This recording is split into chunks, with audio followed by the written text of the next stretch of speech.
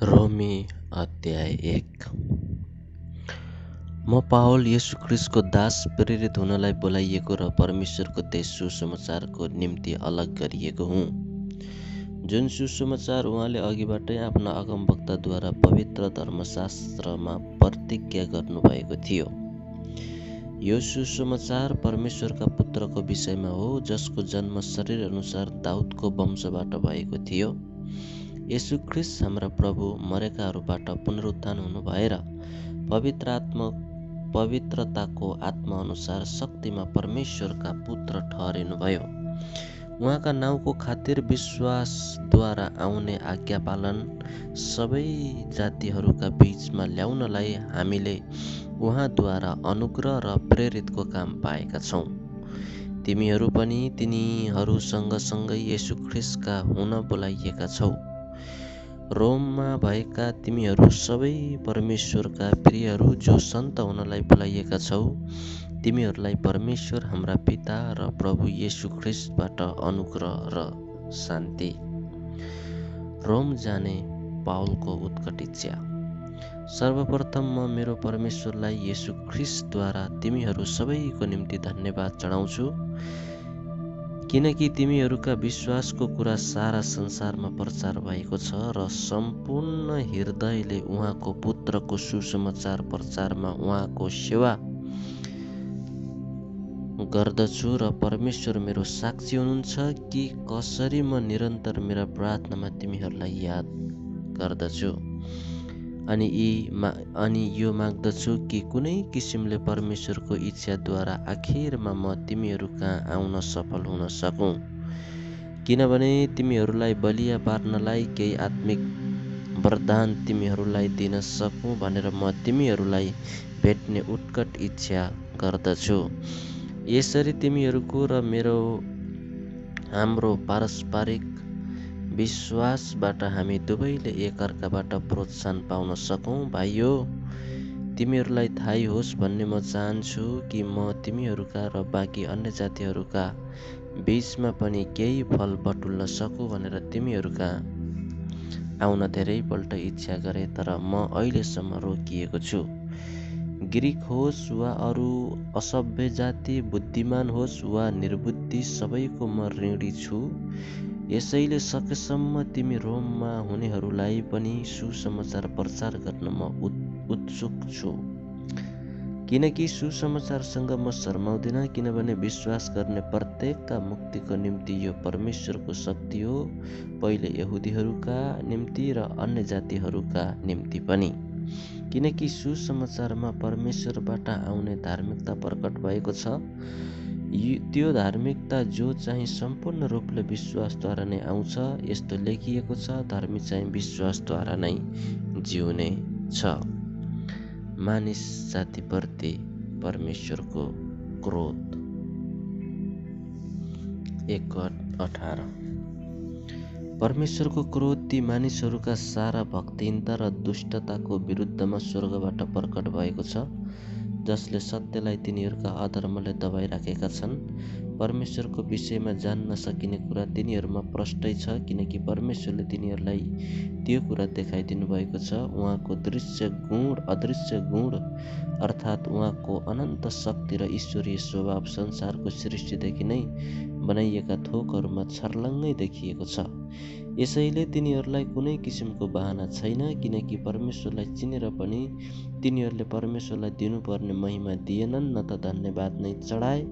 तर तिनीहरू आफ्ना विचारमा बेकाममा भएर तिनीहरूको मूर्ख मन अझ अँध्यारो भयो। बुद्धिमान छु भन्ने दाबी गरे तापनि तिनीहरू मूर्खै भए र तिनीहरूले विनाशी मानिस, चराचुरुङ्गी, चारखुट्टे जनावर र घस्रने जन्तुहरूका मूर्तिका रूपसँग अविनाशी परमेश्वरको महिमा साटफेट गरे। यसकारण परमेश्वरले तिनीहरूलाई तिनीहरूका हृदयका काम वासनाको अशुद्धतामा छोडिदिनुभयो र तिनीहरूले आपसमा आफ्ना शरीरको अनादर गरून्, किनकि तिनीहरूले परमेश्वरको सत्यतालाई झुटसँग साटेर सदा सर्वदाका परम धन्य सृष्टिकर्तालाई त्यागेर बरु सृष्टि गरिएका थोकहरूको पूजा र सेवा गरे।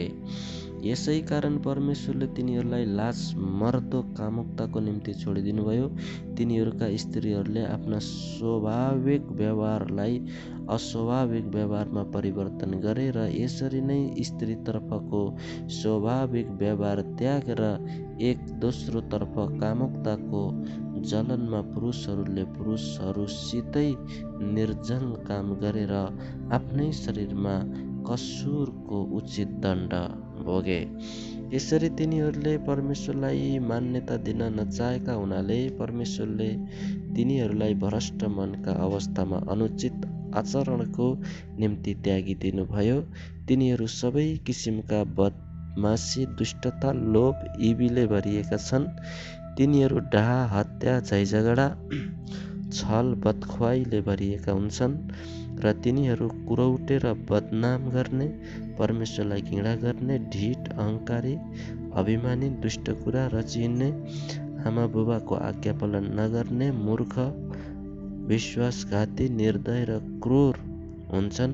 यस्ता काम गर्नेहरू मृत्युको योग्य हुन्छन् भन्ने परमेश्वरको धार्मिक विधान जान्दा जान्दै पनि तिनीहरू यी काम गर्ने मात्र होइनन् तर यस्ता गर्नेहरूसँग पूर्ण सहमत पनि हुन्छन्। अध्याय 2 परमेश्वरको धार्मिक इन्साफ।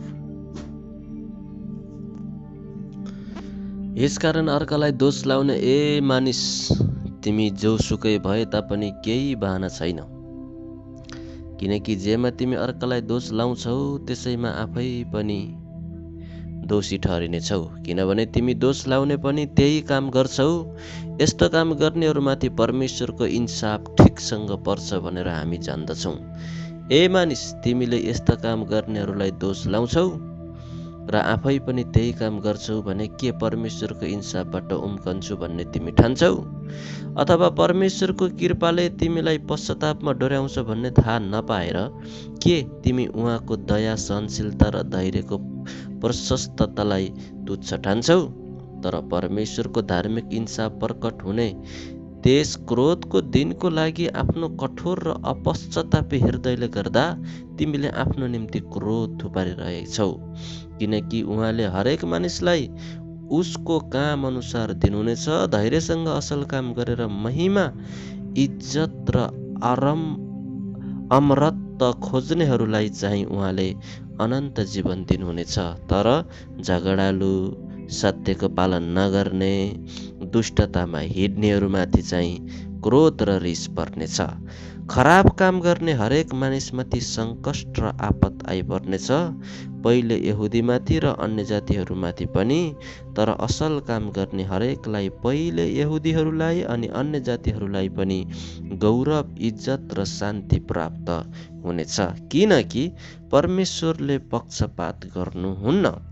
सबै जसले व्यवस्था बिना पाप गरेका छन् तिनीहरू व्यवस्था बिना नै नष्ट पनि हुनेछन् र व्यवस्था मुनि रहेर पाप गर्नेहरूको इन्साफ व्यवस्थाद्वारा नै हुनेछ, किनकि व्यवस्था सुन्नेहरू परमेश्वरको सामुन्ने धर्मी ठहरिँदैनन् तर व्यवस्था पालन गर्नेहरू धर्मी ठहरिनेछन्। किनकि व्यवस्था नहुने अन्य जातिहरू पनि स्वभावैले व्यवस्था अनुसार काम गर्दछन् भने तिनीहरूको व्यवस्था नभए तापनि तिनीहरू आफ्ना निम्ति आफै व्यवस्था हुन्छन्। व्यवस्थाले चाहेको कुराहरू आफ्नो हृदयमा लेखिएका तिनीहरू देखाउँछन् र तिनीहरूको आफ्नो विवेकले पनि गवाई दिन्छ र तिनीहरूका विचारले कहिले तिनीहरूलाई दोस्याउँछन् र कहिले समर्थन गर्छन्। यो त्यस दिन हुनेछ जब परमेश्वरले मैले प्रचार गरेको सुसमाचार अनुसार येशू ख्रिस्टद्वारा मानिसहरूका गुप्त कुराको इन्साफ गर्नुहुनेछ। यहुदीहरू र व्यवस्था 2 अध्यायको 17। तर यदि तिमी यहुदी हुँ भने व्यवस्थामा भर परेर परमेश्वरको सम्बन्धमा घमण्ड गर्छौ र उहाँको इच्छा जान्दछौ र व्यवस्थाबाट सिकाइएका उत्तम कुराहरू मन्जुर गर्दछौ र यदि तिमीलाई यो निश्चय छ कि हामी अन्धको अगुवा हौँ, अन्धकारमा हुनेहरूका निम्ति ज्योति हौँ र मूर्खहरूलाई सुधार्छौँ, अपरिपक्वतालाई शिक्षा दिन्छौँ, किनभने व्यवस्थामा नै सम्पूर्ण बुद्धि र सत्यता प्राप्त गरेका छौँ। यसरी जब तिमीहरू अरूलाई सिकाउँछौ त के आफूलाई चाहिँ सिकाउँदैनौ? जब तिमी चोरीको विरुद्धमा प्रचार गर्छौ के तिमी आफै चाहिँ चोरी गर्छौ? तिमी जसले व्यभिचार नगर भनी भन्छौ के तिमी आफै व्यभिचार गर्छौ? तिमी जो मूर्तिहरू घिनाउँछौ के तिमी आफै मन्दिर लुट्छौ? तिमी जो व्यवस्थामा घमण्ड गर्छौ के व्यवस्था उल्लङ्घन गरेर परमेश्वरको अनादर गर्छौ? किनभने लेखिएको छ, अन्य जातिहरूका बीचमा परमेश्वरको नाउँ तिमीहरूद्वारा नै निन्दित भएको छ। व्यवस्था पालन गर्दछौ भने त खतनाबाट साँच्चै लाभ हुन्छ, तर व्यवस्था उल्लङ्घन गर्छौ भने त तिम्रो खतना बेखतना हुन्छ। यदि शरीरमा बेखतना भएकोले व्यवस्थाका धार्मिक विधान पालन गर्दछ भने के त्यसको बेखतना खतना नै गरिने छैन र? तब शरीरमा खतना नभए पनि व्यवस्था चाहिँ पालन गर्नेहरूले लिखित व्यवस्था भएका र खतना पनि भएका तिमीहरू व्यवस्था उल्लङ्घन गर्नेहरूलाई दोषी ठहराउँछन्। बाहिरी रूपले मात्र यहुदी हुने चाहिँ साँचो यहुदी होइन। यसरी नै साँचो खतना पनि बाहिरी र शारीरिक कुरा होइन। यहुदी त्यो हो जो भित्री रूपले यहुदी हो र साँचो खतना चाहिँ हृदयको कुरो हो। यो आत्मिक कुरा हो, लिखित व्यवस्थाको कुरा होइन। यस्तो मानिसको प्रशंसा मानिसहरूबाट होइन तर परमेश्वरबाट हुन्छ। अध्याय 3 शीर्षक छ परमेश्वरको विश्वास योग्यता। अब यहुदीहरूलाई के फाइदा छ त? अथवा खतनाको के मोल? हर प्रकारले यसमा ज्यादै लाभ छ। सर्वप्रथम त परमेश्वरको बाणी यहुदीहरूलाई सुम्पिएको हो। यदि तिनीहरूमध्ये कसैले विश्वास गरेनन् भने के भयो त? के तिनीहरूको अविश्वासले परमेश्वरको विश्वास योग्यतालाई रद्द तुल्याउँछ र? त्यसो नहोस्। परमेश्वर सत्य र हरेक मानिस झुटो ठहरियोस्। जस्तो लेखिएको छ, तपाईँ आफ्नो वचनमा ठिक ठहरिनुहोस् र इन्साफ हुँदा तपाईँ विजयी हुनुहोस्। तर हाम्रो धार्मिकताले परमेश्वरको धार्मिकतालाई प्रकाशमा ल्याउँछ भने हामी के भनौँ? के परमेश्वरको क्रोध मानिसमाथि आइपर्दा उहाँले अन्याय गर्नुहुन्छ? म मानिसले जस्तै तर्क गर्दछु, कदाचित होइन। त्यसो भए परमेश्वरले संसारको इन्साफ कसरी गर्न सक्नुहुन्थ्यो र? तर यदि मेरो झुटले गर्दा परमेश्वरको सत्यता उहाँकै महिमाको निम्ति प्रशस्त हुन्छ भने किन म पापी झैँ इन्साफमा परिरहेको छु? त्यसो भए असल होस् भनेर खराबी नै किन नगर्ने त? कोही मानिसहरूले हामी त्यसै भन्छौँ भनी हामीलाई निन्दापूर्ण दोष लाउँछन्। तिनीहरूको दोषारोपण न्यायसङ्गतै छ। धर्मी कोही पनि छैन।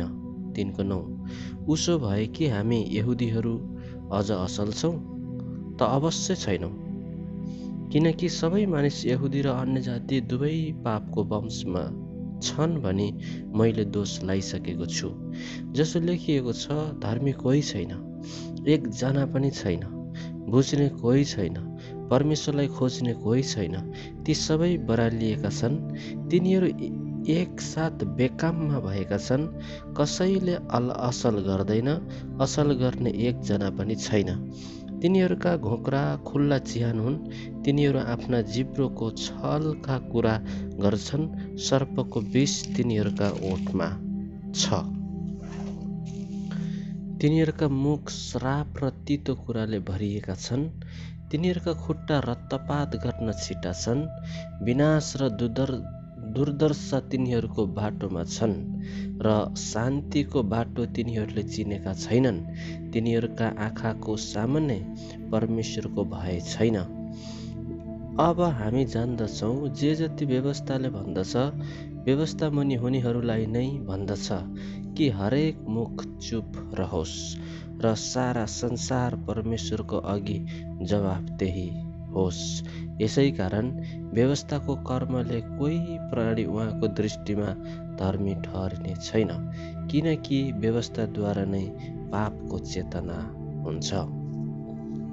विश्वासद्वारा धार्मिकता 3:21 तर अब त व्यवस्था बिनै परमेश्वरबाट पाउने धार्मिकता प्रकट भएको छ। त्यसैको गवाई व्यवस्था र अगमवक्ताहरूले दिएका छन्। येशू ख्रीष्ट विश्वास गर्ने सबैमाथि परमेश्वरको धार्मिकता विश्वासद्वारा प्रकट भएको छ, किनभने केही भेद छैन, किनकि सबैले पाप गरेका छन् र परमेश्वरको महिमासम्म पुग्नबाट चुकेका छन्। परमेश्वरका अनुग्रहको वरदानले ख्रीष्ट येशूमा भएको उद्धारबाट तिमीहरू सित्तैमा धर्मी ठहरिएका छन्। परमेश्वरले ख्रीष्टलाई उहाँको रगतद्वारा प्रायश्चितको बलिदान स्वरूप प्रस्तुत गर्नुभयो, जुन प्रायश्चित विश्वासद्वारा ग्रहण गर्नुपर्दछ। यो काम परमेश्वरले आफ्नो धार्मिकता देखाउनलाई गर्नुभयो, किनभने उहाँको ईश्वरीय धैर्यमा अगाडिका पापहरूलाई उहाँले वास्ता गर्नुभएको थिएन। परमेश्वर आफै धर्मी हुनुहुन्छ र येशूमा विश्वास राख्नेहरूलाई उहाँले धर्मी ठहराउनुहुन्छ भन्ने कुरा प्रमाण गर्नलाई उहाँले वर्तमान समयमा यो गर्नुभयो। तब हाम्रो घमण्ड कहाँ गयो? त्यसको त ठाउँ नै छैन। कुन सिद्धान्तमा यसो गर्ने त? यो कर्मको सिद्धान्तद्वारा हुने कदाचित होइन, यो त विश्वासको सिद्धान्तबाट मात्र हुन सक्छ। यसकारण व्यवस्थाका कर्महरूको पालन बिना विश्वासद्वारा नै मानिस धर्मी ठहरिन्छ भनी हामी ठान्छौँ। के परमेश्वर केवल यहुदीहरूकै मात्र परमेश्वर हुनुहुन्छ र? के उहाँ अन्य जातिहरूका परमेश्वर हुनुहुन्न? उहाँ अन्य जातिहरूका पनि परमेश्वर हुनुहुन्छ, किनकि परमेश्वर एउटै हुनुहुन्छ। उहाँले खतनावालालाई तिनीहरूका विश्वासको आधार र खतना नभएकाहरूलाई तिनीहरूको विश्वासद्वारा धर्मी ठहराउनुहुन्छ। तब के हामी यही विश्वासद्वारा व्यवस्थालाई रद्द गर्ने? कदाचित होइन, बरु हामीहरू त व्यवस्थालाई कायम पो राख्छौँ। अध्याय 4। अब्राहम विश्वासद्वारा धर्मी ठहरिएका। अब शरीर अनुसारका हाम्रा पुर्खा अब्राहमको सम्बन्धमा हामी के भनौँ त? यदि अब्राहम कामद्वारा धर्मी ठहरिएका भए उनलाई घमण्ड गर्ने केही ठाउँ रहने थियो, तर परमेश्वरको अगाडि त होइन, किनकि पवित्र शास्त्रले के भन्छ? अब्राहमले परमेश्वरमाथि विश्वास गरेर त्यो उनको निम्ति धार्मिकता गनियो। अब काम गर्नेले जुन ज्याला पाउँछ त्यो दान होइन, तर त्यो उसको पाउने हक हो। जसले कर्म चाहिँ गर्दैन तर भक्तिहीनलाई धर्मी ठहराउनु हुने परमेश्वरमाथि भरोसा राख्दछ, त्यस्तो मानिसको विश्वास धार्मिकता गनिन्छ। परमेश्वरले कर्म बिना नै धार्मिक गर्नु हुने मानिसलाई यी वचनद्वारा दाउदले धन्यका भन्छन्। तिनीहरू धन्यका हुन् जसका अपराध क्षमा भएका छन् र जसका पाप ढाकिएका छन्। त्यो मानिस धन्यको हो जसको पापको लेखा परम प्रभुले लिनुहुन्न। के यो आशीर्वाद खतनावालाहरूका निम्ति मात्र हो कि बेखतनाहरूका निम्ति पनि हो? अब्राहमको निम्ति त उनको विषयमा नै धार्मिकता गनिएको थियो भनी हामी भन्दछौँ। तब कसरी यो उनको निम्ति धार्मिकता गनियो? उनको खतना हुनुभन्दा अघि वा पछि? उनको खतना भइसकेपछि होइन, तर अघि खतना नहुँदै विश्वासद्वारा पाउने धार्मिकताको चिन्ह वा छाप स्वरूप उनले खतना पाएका थिए। खतना बिनै विश्वास गरेर धर्मी गनिएका सबैका उनी पिता हुन् भन्ने उद्देश्यले यो भएको हो। उनी ती खतनावालाहरूका पनि पिता हुन् जसका खतना भएको मात्र होइन, तर जसले विश्वासको त्यही नमुनालाई पछ्याउँछन् जुन विश्वास खतना हुन अघि हाम्रो पिता अब्राहममा थियो। संसारको उत्तराधिकारी हुनलाई अब्राहम र उनको वंशलाई दिएको प्रतिज्ञा व्यवस्थाद्वारा आएको होइन, तर विश्वासको धार्मिकताद्वारा आएको हो। यदि व्यवस्था पालन गर्नेहरू मात्र उत्तराधिकारी हुन्छन् भने त विश्वास रद्द र प्रतिज्ञा व्यर्थ हुन्छ, किनभने व्यवस्थाले क्रोध ल्याउँछ, तर जहाँ व्यवस्था छैन त्यहाँ अपराध पनि हुँदैन। त्यसैले यो प्रतिज्ञा विश्वासमाथि निर्भर गर्दछ। यस हेतुले कि प्रतिज्ञा अनुग्रहमाथि भर परेर अब्राहमका सबै वंशहरूका निम्ति पक्का होस्। यो प्रतिज्ञा व्यवस्था पालन गर्नेहरूका निम्ति मात्र नभएर अब्राहमको जस्तो विश्वासमा हुनेहरूका निम्ति पनि हो, किनकि अब्राहम हामी सबैका पिता हुन्। जसो लेखिएको छ, मैले तँलाई धेरै जातिहरूका पिता बनाएको छु। जुन परमेश्वरमाथि अब्राहमले विश्वास गरे, उहाँको दृष्टिमा उनी हामी सबैका पिता हुन्। उहाँले मरेकाहरूलाई पनि जीवन दिनुहुन्छ र अस्तित्वमा नभएका थोकलाई बोलाइ अस्तित्वमा ल्याउनुहुन्छ। तेरा सन्तान पनि यस्तै असङ्ख्य हुनेछन् भनेर परमेश्वरले भन्नुभए अनुसार आशा पटक्कै नहुँदा पनि अब्राहमले आशा राखी विश्वास गरे र यसरी उनी धेरै जातिहरूका पिता बने। प्राय 100 वर्ष पुगिसकेका अब्राहम मरेतुल्य भइसकेको, आफ्नो शरीर तथा साराको कोख बाँझो भएको बुझेर पनि विश्वासमा कमजोर भएनन्। परमेश्वरको प्रतिज्ञाबारे कुनै शङ्काले उनलाई डगमगाउन सकेन, तर आफ्नो विश्वासमा दरिलो भएर उनले परमेश्वरलाई महिमा दिए। प्रतिज्ञा गर्नुभएको कुरा परमेश्वरले गर्न पनि सक्नुहुन्छ भन्ने अब्राहमलाई पुरा निश्चय थियो। यसै कारण पनि उनको विश्वास उनको निम्ति धार्मिकता गनियो। धार्मिकता गनिएको हो भन्ने यो वचन उनैको खातिर मात्र लेखिएको होइन, तर हाम्रा निम्ति पनि हो। हामी जसले येशू हाम्रो प्रभुलाई मरेकाहरूबाट जीवित पार्नुहुने माथि विश्वास गर्छौँ र यो हाम्रो निम्ति पनि गरिनेछ। उहाँ हाम्रा अपराधहरूका निम्ति मारिनुभयो र हामीलाई धर्मी तुल्याउनलाई जीवित पारिनुभयो।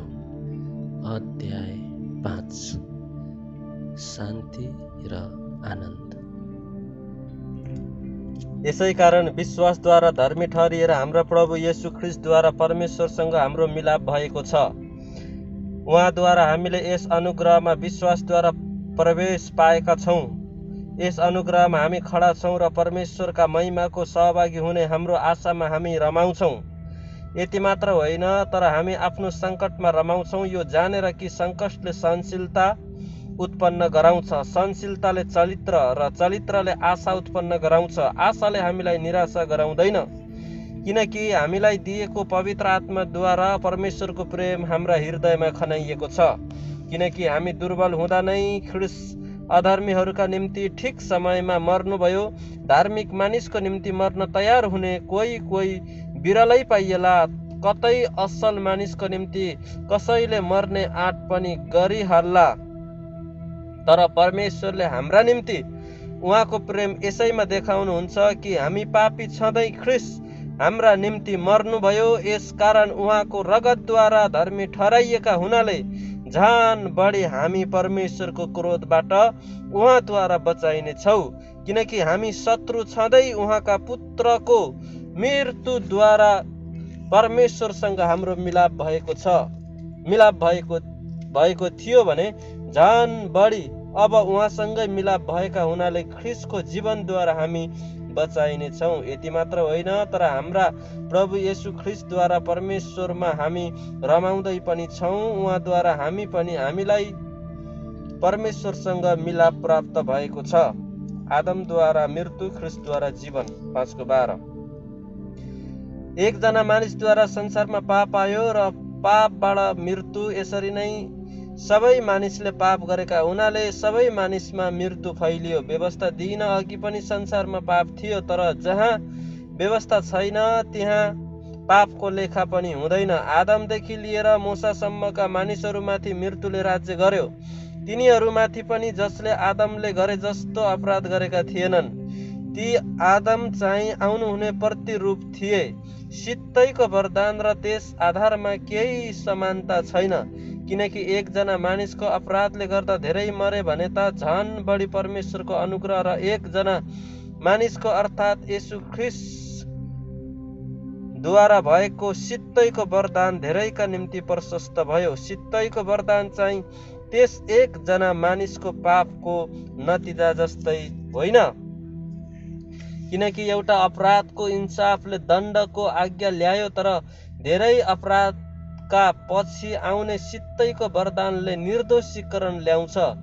यदि एउटै मानिसको अपराधले गर्दा त्यस मानिसद्वारा मृत्युले राज्य गर्यो भने त झन बढी प्रशस्त अनुग्रह र धार्मिकताका सित्तैको वरदान पाउनेहरूले एउटै मानिस येशू ख्रीष्टद्वारा जीवनमा राज्य गर्नेछन्। यसैले जसरी एउटै मानिसको अपराधले सबै मानिसहरू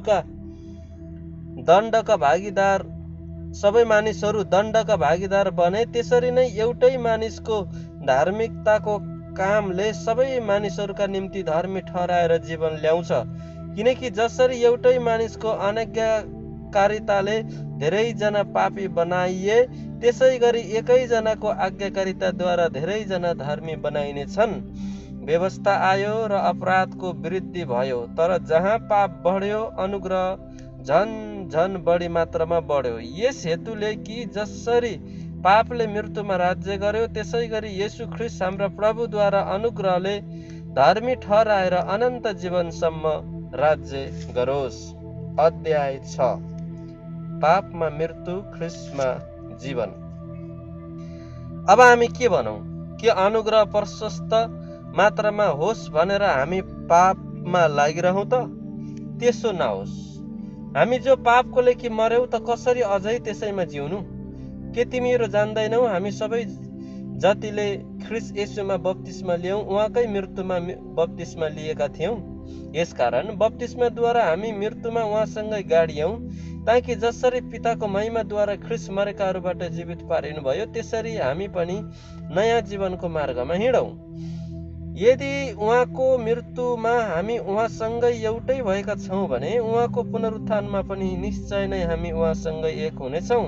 हामी जान्दछौँ कि हाम्रो पुरानो मनुष्य त उहाँसँग क्रुसमा टाँगियो, ताकि हाम्रो पापमय शरीर नाश होस् र अब उसो हामी पापका कमारा नहौँ, किनभने जो मरेको छ त्यो पापबाट मुक्त भएको छ।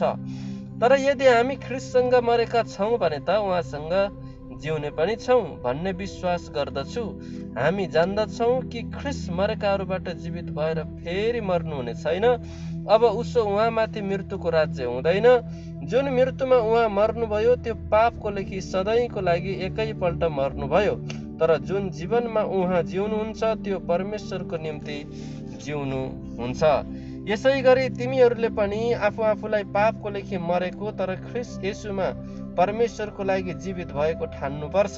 यसकारण शरीरका अभिलाषाद्वारा चल्नु नपरोस् भनी तिमीहरूका मरणशील शरीरमा पापलाई राज्य गर्न नदेऊ। आफ्ना शरीरका अङ्गहरू दुष्टताका साधनको रूपमा पाप गर्नलाई अर्पण नगर, तर मृत्युबाट जीवनमा ल्याइएका मानिसहरू जस्तै आफैलाई परमेश्वरका दिइहाल र शरीरका अङ्गहरूलाई धार्मिकताका साधन जस्तै परमेश्वरका समर्पण गर। किनकि पापले तिनीहरूमाथि राज्य गर्ने छैन, किनकि तिमीहरू व्यवस्थाको अधीनमा छैनौ तर अनुग्रहको अधीनमा छौ। धार्मिकताका कमारा 6:15। अब के त? के हामी व्यवस्थाको अधीनमा छैनौ तर अनुग्रहको अधीनमा छौँ भनेर पाप गर्ने त? कदापि होइन। के तिमीहरू जान्दैनौ आज्ञाकारी कमाराको रूपमा आफैलाई जसका समर्पण गर्छौ, जसको आज्ञा तिमी पालन गर्छौ, त्यसको कमरा पनि हुन्छौ? कि त मृत्युतिर लाने पापको कमरा अथवा धार्मिकतिर लाने आज्ञाकारिताको? तर परमेश्वरलाई धन्यवाद होस् कि तिमीहरू जो एकपल्ट पापका कमरा थियौ, अब जुन शिक्षाको नमुनामा तिमीहरू सुम्पिएका थियौ त्यो हृदयले पालन गर्ने भएका छौ। तिमीहरू पापबाट मुक्त गराएर धार्मिकताका कमारा बनेका छौ। तिमीहरूमा रहेको मानवीय कमजोरीको कारणले म तिमीहरूले बुझ्न सकिने भाषामा बोलिरहेछु। किनकि जसरी तिमीहरूले एकपल्ट आफ्ना अङ्गहरूलाई अशुद्ध र झन बढी अपराधका निम्ति समर्पण गर्यौ, अब त्यसरी नै पवित्रकरणको निम्ति आफ्ना अङ्गहरूलाई धार्मिकताको निम्ति समर्पण गर। तिमीहरू पापका कमारा भएको बेलामा चाहिँ धार्मिकताको लेखी स्वतन्त्र थियौ। अब जुन कमारा तिमीहरू अहिले शर्माउँछौ सो कुराहरूबाट तिमीहरूले के प्रतिफल पायौ? ती कुराहरूको अन्त्य चाहिँ मृत्यु हो, तर अब तिमीहरू पापबाट मुक्त भई परमेश्वरका कमरा भएका छौ, अनि तिमीहरूले पाउने प्रतिफल चाहिँ पवित्रकरण हो, र त्यसको अन्त्य चाहिँ अनन्त जीवन। किनकि पापको झ्याला मृत्यु हो, तर परमेश्वरको सित्तैको वरदान ख्रिस्ट येशू हाम्रा प्रभुमा अनन्त जीवन हो। विवाहको एक उदाहरण, अध्याय 7।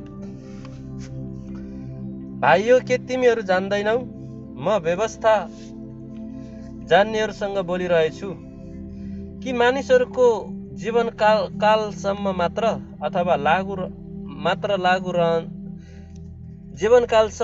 व्यवस्था लागू रहन्छ। उदाहरणको लागि, एउटी विवाहित स्त्री तिनको पति बाँचुन्जेल आफ्नो पतिसँग कानुनले बाँधिएकी हुन्छन्, तर यदि तिनको पति मर्यो भने पति सम्बन्धको कानुनबाट तिनी मुक्त हुन्छ। यसै गरी पति जीवित छँदै तिनी अर्को पुरुषसँग बस्न गए भने तिनी व्यभिचारी कहलाइन्छन्, तर पति मर्यो भने तिनी त्यस कानुनबाट मुक्त हुन्छन्, र अर्को पुरुषसँग बिहे गरी भने पनि तिनी व्यभिचारिणी हुँदिनन्। यसरी मेरा भाइ हो, तिमीहरू पनि ख्रिस्टको शरीरद्वारा व्यवस्थाको लेखी मरेका छौ, ताकि तिमीहरू अर्को मानिस अर्थात् मृत्युबाट जीवित हुनुभएका ख्रिस्टसँग एक हौ, र हामी परमेश्वरको निम्ति फल फलाऊ। जब हामी पापमय स्वभावमा जीवन बिताइरहेका थियौँ, तब मृत्युको फल फलाउनलाई व्यवस्थाले उत्तेजित गराएका हाम्रा पापमय कुअभिलाषाहरूले हाम्रो अङ्गहरूमा काम गर्दथे। हामीलाई बन्धनमा राख्ने व्यवस्थाको लेखी मरेर हामी अब त्यसदेखि मुक्त भएका छौँ, र हामी पुरानो लिखित विधानको अधीनमा होइन, तर पवित्र आत्माको नयाँ जीवनमा सेवा गर्दछौँ। 7को 7, पापसँग सङ्घर्ष। हामीले के भन्ने त? व्यवस्था पाप हो? कदापि होइन। यदि व्यवस्था नभए मैले पाप थाहा पाउने थिएन, किनकि तैँले लोभ नगर भन्ने व्यवस्थाले नभनेको भए लोभ गर्नु के हो सो थाहा पाउने थिएन। तर पापले आज्ञामा मौका पाएर ममा सबै किसिमका लोभ उत्पन्न गरायो। व्यवस्था बिन त पाप मर्दा तुल्य हो।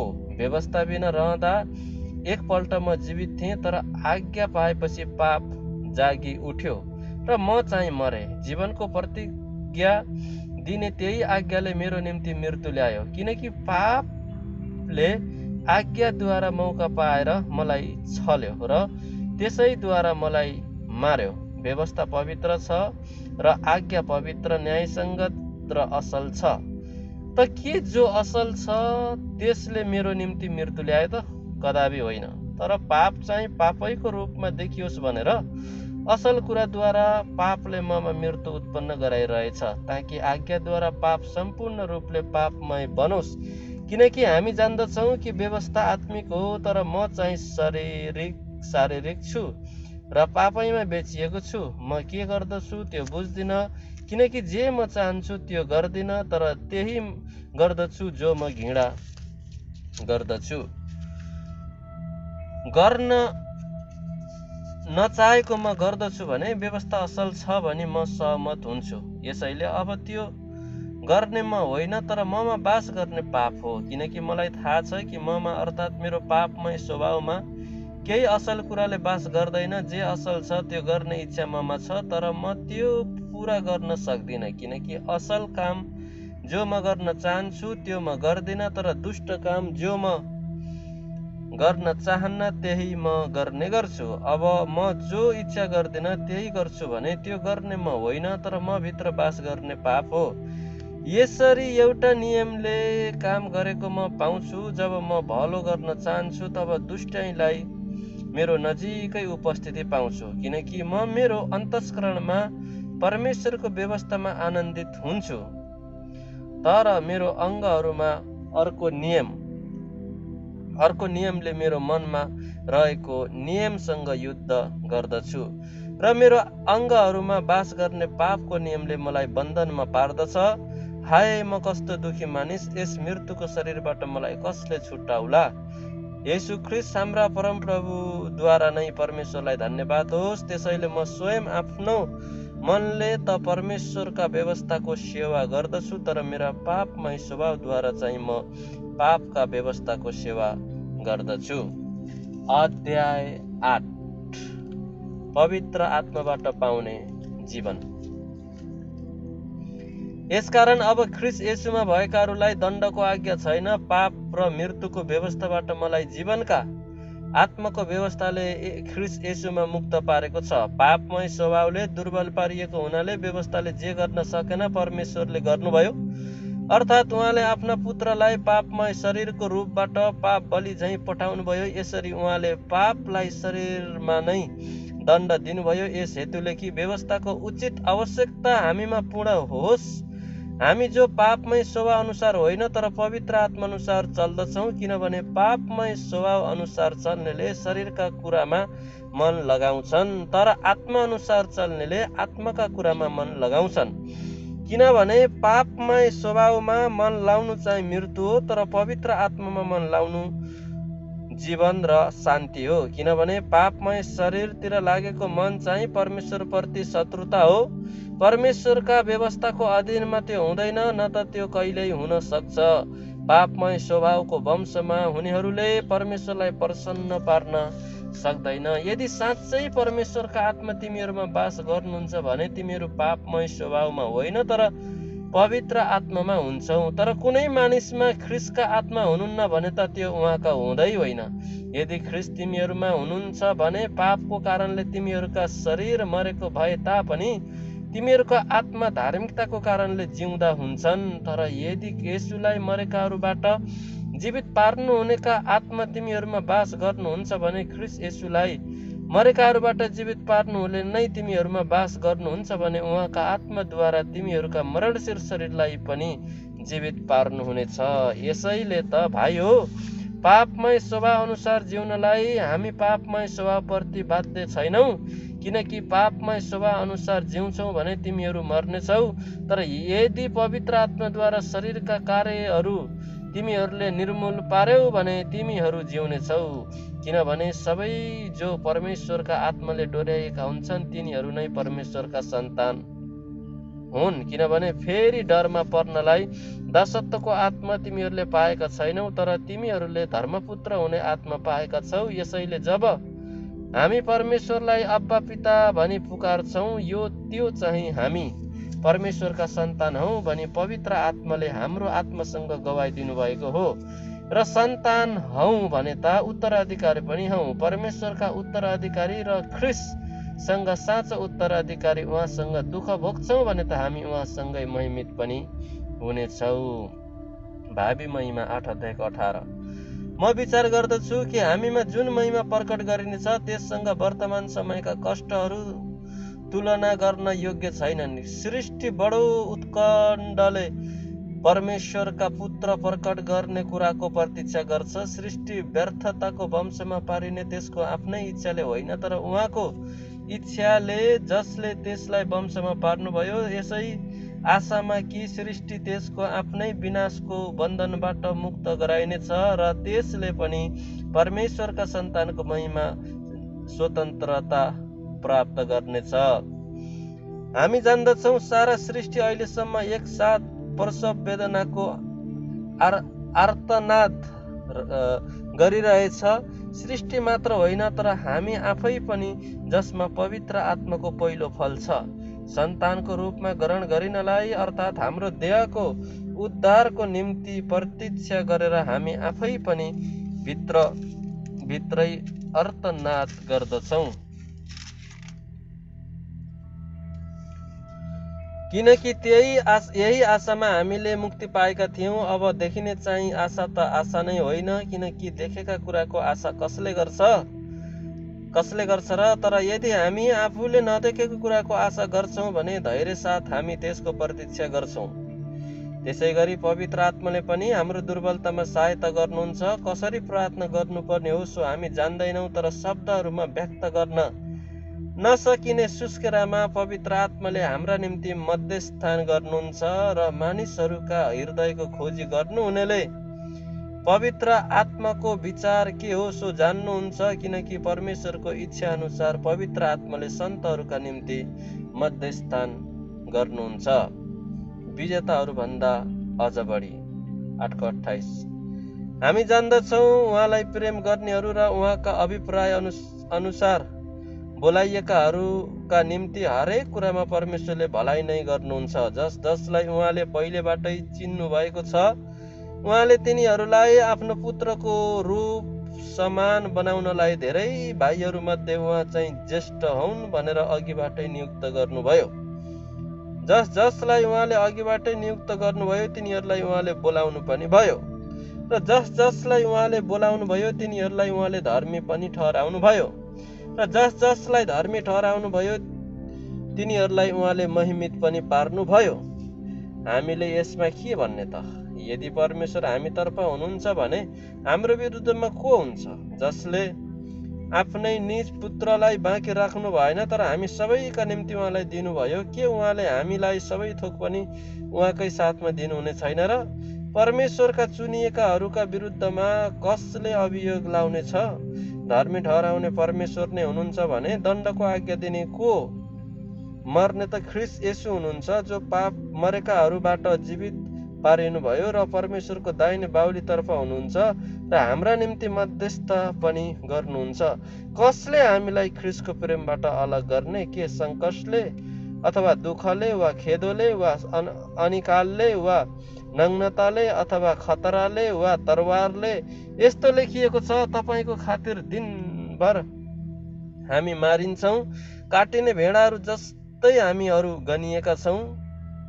होइन, यी सबै कुरामा हामीलाई प्रेम गर्नुहुनेद्वारा हामी विजेताहरू भन्दा पनि झन बढी छौँ। किनकि म यो पक्का गरी जान्दछु कि मृत्युले वा जीवनले, स्वर्गदूतहरूले वा प्रधानताहरूले, वर्तमानका कुराहरूले वा पछि हुने कुराहरूले वा शक्तिहरूले, उचाइले वा गहिराइले वा सारा सृष्टिमा भएका कुनै पनि कुराले ख्रीष्ट येशू हाम्रा प्रभुमा भएको परमेश्वरको प्रेमबाट हामीलाई अलग गर्न सक्ने छैन। अध्याय 9 शीर्षक छ इजरायलको निम्ति पाउलको अन्तर्वेदना। म ख्रीष्टमा साँचो बोलिरहेछु, मैले ढाँटेको छैन। मेरो विवेकले पवित्र आत्मामा मलाई गवाई दिन्छ। मेरो हृदयमा असाध्यै शोक र मनमा अटुट वेदना छ। म त यहाँसम्म पनि चाहन सक्थेँ कि मेरा भाइहरू र मेरा जातिको नाताले मेरा कुटुम्बहरूका खातिर म नै श्रापित हौँ र ख्रीष्टबाट परित्याग हौँ। तिनीहरू इजरायलीहरू हुन् अनि पुत्र हुने अधिकार, महिमाको दर्शन, करार, व्यवस्थाको प्रधान, मन्दिरको आराधना र प्रतिज्ञा तिनीहरूका आफ्नै हुन्। पूर्वजनहरू यिनीहरूका नै हुन् र ख्रीष्ट पनि शरीर अनुसार तिनीहरूकै वंशका हुनुहुन्छ। सर्वोच्च परमेश्वर जसको युगानुयुग स्तुति होस्, आमेन। तर परमेश्वरको वचन विफल भएको होइन, किनकि इजरायलबाट जन्मेका सबै इजरायल हौन्, न त अब्राहमका सन्तान हुँदैमा सबै तिनका छोराछोरी हुन्। तर धर्मशास्त्रमा भने अनुसार इसाकबाट नै तिनीहरूको सन्तान गरिनेछ। यसको अर्थ शरीरबाट जन्मेकाहरू परमेश्वरका सन्तान होइनन्, तर करारबाट उत्पन्न भएकाहरू नै अब्राहमका सन्तान हुन्। यस प्रतिज्ञाले यसो भन्दछ, तोकिएको समयमा म फर्केर आउनेछु र साराको एउटा छोरो हुनेछ। त्यसो मात्र होइन, जब रिबेकाले एउटै पुरुष हाम्रा पुर्खा इसाकबाट गर्भधारण गरिन् र जुम्लिया बालक जन्मनु अघिबाटै तिनीहरूले कुनै असल वा खराब गर्न अघि नै कर्मले होइन तर उहाँको बोलावट अनुसार परमेश्वरका चुनावको उद्देश्य ठहरियोस् भनेर रिबेकालाई यसै भनिएको थियो। जेठोले कान्छोको सेवा गर्नेछ, जसो लेखिएको छ, याकुबलाई मैले प्रेम गरेँ तब एसाउलाई तुच्छ ठाने। अब हामी के भनौँ? के परमेश्वरमा अन्याय छ त? कदापि होइन। उहाँ मूसालाई भन्नुहुन्छ, जसमाथि म कृपा गर्न चाहन्छु त्यसलाई म कृपा गर्नेछु र जसलाई म टिठ्याउन चाहन्छु त्यसलाई म टिठ्याउने छु। यसकारण मानिसहरूको इच्छा वा प्रयासमाथि यो निर्भर गर्दैन, तर परमेश्वरको कृपामाथि निर्भर गर्दछ। कि धर्मशास्त्रले फारोलाई भन्दछ, म मेरो शक्ति तँमा देखाउँ र सारा पृथ्वीमा मेरो नाउँको घोषणा गरियोस् भन्ने अभिप्रायले मैले तँलाई खडा गरेँ। यसकारण उहाँले इच्छा गर्नुभएकाहरूलाई उहाँले कृपा गर्नुहुन्छ र उहाँले इच्छा नगर्नुभएकाहरूको हृदयलाई उहाँले कठोर पार्नुहुन्छ। तब तिमी मलाई भन्ने छौ, परमेश्वरले अझै किन दोष लाउनुहुन्छ? किनकि उहाँको इच्छालाई कसले विरोध गर्न सक्छ? तर मानिस भएर परमेश्वरलाई जवाफ लाग्ने तिमी को हौ? के ढालेर बनाएको मूर्तिले आफूलाई बनाउनु हुनलाई मलाई किन यस्तो बनाएको भन्छ र? के एउटै माटोको ढिकाबाट एउटा आदरको भाँडो र अर्को चाहिँ तुच्छ कामको लागि बनाउने माटोमाथि कुमालेको अधिकार हुँदैन र? यदि परमेश्वरले आफ्नो क्रोध प्रकट गर्न र आफ्नो शक्ति प्रदर्शन गर्नलाई विनाशको लागि तयार पारिएको क्रोधका पात्रहरूलाई अत्यन्त धैर्य साथ सहनु भएको छ भने के भयो त? यदि महिमाको निम्ति अघिबाटै तयार पार्नु भएको उहाँको कृपा पात्रहरूलाई आफ्नो महिमाको सम्पत्ति प्रकट गर्नलाई उहाँले यसो गर्नुभयो, अर्थात् हामी जसलाई यहुदीहरूबाट मात्र होइन तर अन्य जातिहरूबाट पनि उहाँले बोलाउनु भएको छ भने के भयो त? जस्तो होसेको पुस्तकमा पनि उहाँ भन्नुहुन्छ, जुनहरू मेरा मानिसहरू थिएनन् तिनीहरूलाई म मेरा प्रजा तुल्याउने छु, जसलाई मैले प्रेम गरेको थिइनँ त्यसलाई म मेरो प्रिय भन्ने छु, अनि जहाँ तिमीहरू मेरा प्रजा होइनौ भनी तिनीहरूलाई भनिएको थियो त्यही तिनीहरू जीवित परमेश्वरका सन्तान कहलाइनेछन्। इस्राएलको बारेमा यसैया घोषणा गर्दछन्, इस्राएलका सन्तानको संख्या समुद्रको बालुवा जत्तिकै भए पनि बाँकी रहेकाहरूको मात्र उद्धार हुनेछ, किनकि परमप्रभुले पृथ्वीमा उहाँको दण्डको आज्ञा दृढता र शीघ्रता साथ पूर्ण गर्नुहुनेछ। यसैयाले यो भविष्यवाणी गरेका छन्, सेनाहरूका परमप्रभुले हाम्रा निम्ति सन्तान नछोड्नु भएको भए हामी सदोम जस्तै हुने थियौं र गमोर समान बन्ने थियौं। इस्राएलको अविश्वास 9:30। अब हामी के भनौं? धार्मिकताको पछि नलाग्ने अन्य जातिहरूले धार्मिकता प्राप्त गरेका छन्, अर्थात् विश्वासद्वारा पाइने धार्मिकता, तर व्यवस्थामाथि आधारित भएको धार्मिकताको पछि लाग्ने त्यस इस्राएलले त्यो व्यवस्था पूरा गर्न सकेन।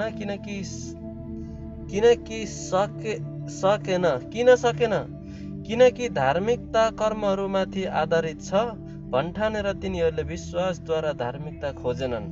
तिनीहरू ठेस लाग्ने ढुङ्गामा ठक्कर खाएर लडेका छन्, जस्तो लेखिएको छ, हेर सियोनमा एउटा ढुङ्गा राख्दछु जसमा मानिसहरूलाई ठेस लाग्छ, एउटा चट्टान जसले तिनीहरूलाई लडाउँछ, तर उहाँमा भरोसा राख्ने कोही शर्ममा पर्ने छैन।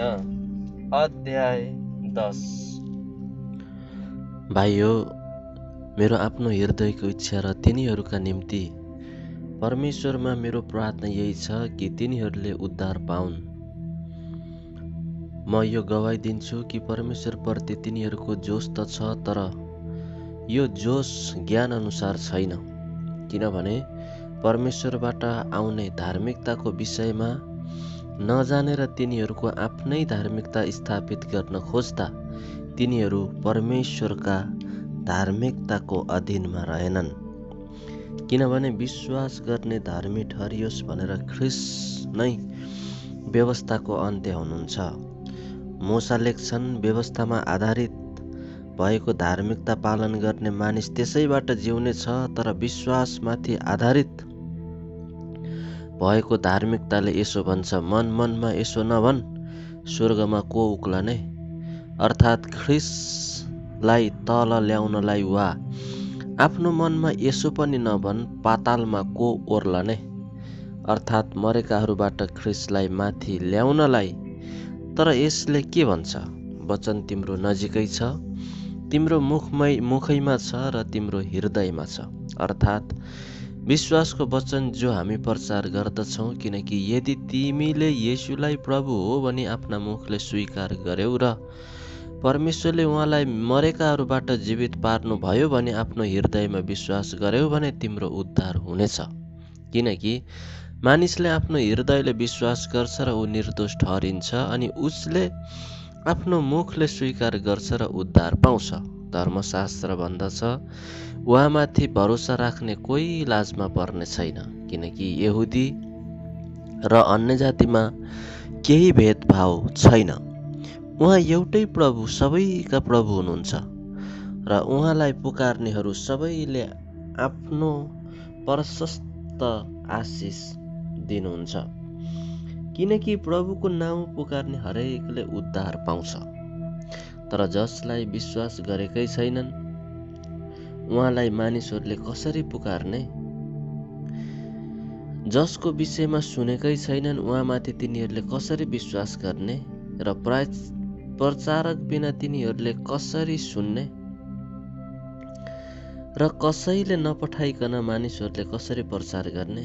जस्तो लेखिएको छ, सुसमाचार प्रचार गर्नेहरूका पाउ कति सुन्दर। तर तिनीहरू सबैले सुसमाचार पालन गरेका छैनन्, किनकि यसैया भन्छन्, हे प्रभु, हामीबाट सुनेको कुरा कसले विश्वास गरेको छ? जे सुनिएको छ त्यसैबाट विश्वास आउँछ, जे सुनिन्छ त्यो ख्रिस्टको प्रचारबाट आउँछ। तर म सोध्दछु, के तिनीहरूले सुनेका छैनन्? निश्चय नै तिनीहरूले सुनेका छन्, किनकि तिनीहरूको आवाज सारा पृथ्वीभरि पुगेको छ र तिनीहरूका वचन संसारको पल्लो छेउसम्म पुगेका छन्। म फेरि सोध्छु, के इस्राएलले बुझेन? सर्वप्रथम मूसाले भन्छन्, जो एक जाति नै होइनन्, म तिमीहरूलाई तिनीहरूप्रति डाही तुल्याउने छु। एउटा मूर्ख जातिद्वारा म तिमीहरूलाई क्रोध तुल्याउने छु। तब यसैयाले साहसपूर्वक भन्छन्, मलाई नखोज्नेहरूले मलाई भेट्टाएका छन्। जसले मेरो खोजी गरेनन् तिनीहरूका माझमा मैले आफैलाई प्रकट गरेको छु। तर इस्राएलको विषयमा तिनीहरू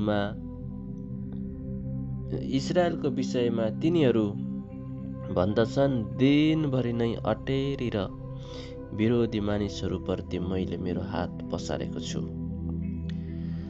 अध्याय 11 शीर्षक छ इस्राएलका बाँकी रहेकाहरू।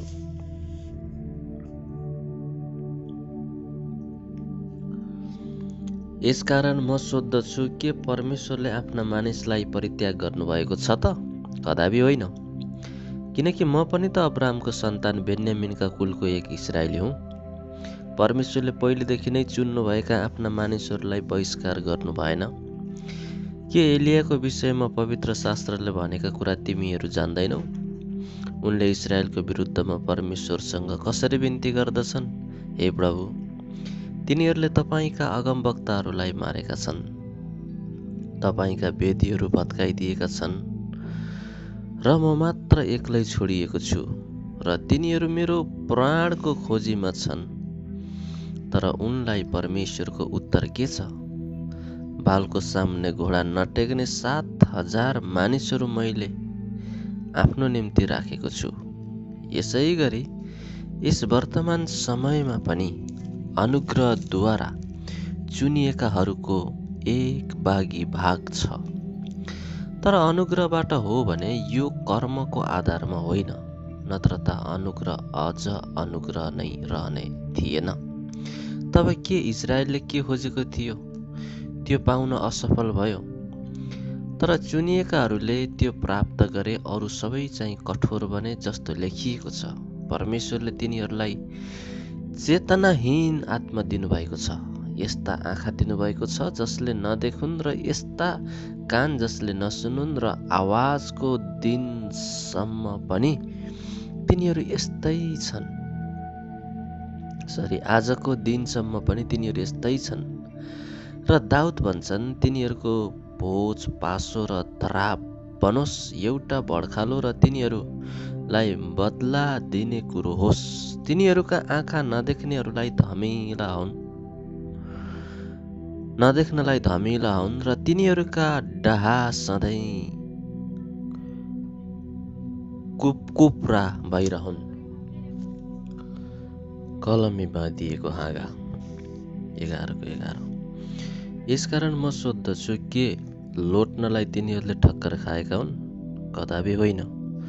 तर इस्राएलको अपराधद्वारा अन्य जातिहरूमा मुक्ति आएको छ, ताकि इस्राएल पनि मुक्तिको निम्ति डाही बनोस्। अब यदि तिनीहरूको अपराध संसारको निम्ति सम्पत्ति र तिनीहरूको असफलता चाहिँ अन्य जातिहरूका निम्ति सम्पत्ति हुने हो भने त तिनीहरूको पूर्ण समावेश झन् कति अर्थपूर्ण होला।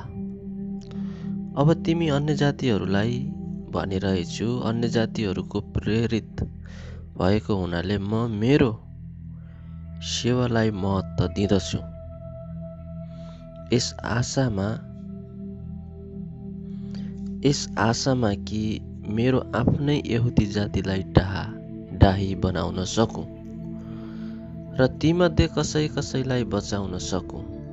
किनकि यदि तिनीहरूको बहिष्कार हुँदा संसारको निम्ति मिलाप भयो भने के तिनीहरूको पुनः ग्रहण मृत्युबाट जीवित पाएको सम्मान होइन र? यदि मुछेको पिठोको एक अंश प्रथम भेटीको रूपमा अर्पण गरिएको छ भने समस्त ढेका पवित्र हुन्छ। यदि जरा पवित्र छ भने हाँगाहरू पनि पवित्र हुन्छन्। तर यदि कुनै हाँगाहरू काटिए र असल जैतुनको जराको रस भण्डारमा सहभागी हुनलाई तिमी एक जङ्गली जैतुन भएर पनि तिनीहरूको ठाउँमा कलमी बाँधियौ भने ती हाँगाहरूका सामु घमण्ड नगर। यदि घमण्ड नै गर्नु हो भने यो याद राख कि जरालाई थाम्ने तिमी होइनौ, तर जराले पो तिमीलाई थाम्छ। तिमी भन्ने छौ म कलमी बाँधिन सकौँ भनेर नै हाँगाहरू काटिएका थिए। ठिकै हो, तिनीहरूको अविश्वासले गर्दा नै हाँगाहरू काटिएका हुन्। तिमीहरू चाहिँ तिम्रो विश्वासले मात्र खडा छौ। घमण्ड नगर, तर श्राद्धपूर्ण भए राख, किनभने यदि परमेश्वरले स्वाभाविक हाँगाहरूलाई बाँकी राख्नु भएन भने त तिमीहरूलाई पनि बाँकी राख्नुहुने छैन। यसकारण परमेश्वरको दया र कठोरतालाई ध्यानमा राख। पतन भएकाहरूमाथि कडा व्यवहार, तर उहाँकै दया मुनि रहिरह्यौ भने तिमीहरूलाई परमेश्वरको दया देखाइनेछ। नत्र त तिमी पनि काटिनेछौ। तिनीहरू पनि विश्वासमा ढिठ भएर बसेनन् भने त कलमी बाँधिनेछन्, किनभने परमेश्वरले तिनीहरूलाई फेरि पनि कलमी बाँध्न सक्नुहुन्छ। किनभने यदि तिमी प्राकृतिक जङ्गली जैतुन भएर पनि काटियौ, प्राकृतिकको विरुद्ध एउटा असल जैतुनको बोटमा कलमी बाँधियौ भने त यी प्राकृतिक हाँगाहरू आफ्नै निज जैतुनकै रुखमा झन् कति बढी कलमी बाँधिएलान्। समस्त इजरायलको उद्धार। भाइयो, आफ्नै अभिमानमा तिमीहरू बुद्धिमान हुन खोज्छौ कि भनेर तिमीहरू यो रहस्य बुझ भन्ने म चाहन्छु। किनकि अन्य जातिहरूको सङ्ख्या पूर्ण नभएसम्म इजरायलीहरूको एक अंशमा कठोरता आएको छ। यसरी सारा इजरायलको उद्धार हुनेछ, जस्तो लेखिएको छ, उद्धारक सियोनबाट आउनुहुनेछ, उहाँले याकुबबाट अधर्म हटाउनुहुनेछ। अनि तिनीहरूसँग मेरो करार यही हुनेछ, जब म तिनीहरूका पाप हरण गर्नेछु। सुसमाचारको हिसाबले त तिनीहरू तिमीहरूका खातिर परमेश्वरका शत्रुहरू हुन्, तर चुनावको हिसाबले चाहिँ पूर्वजनहरूका खातिर तिनीहरू प्रियहरू हुन्।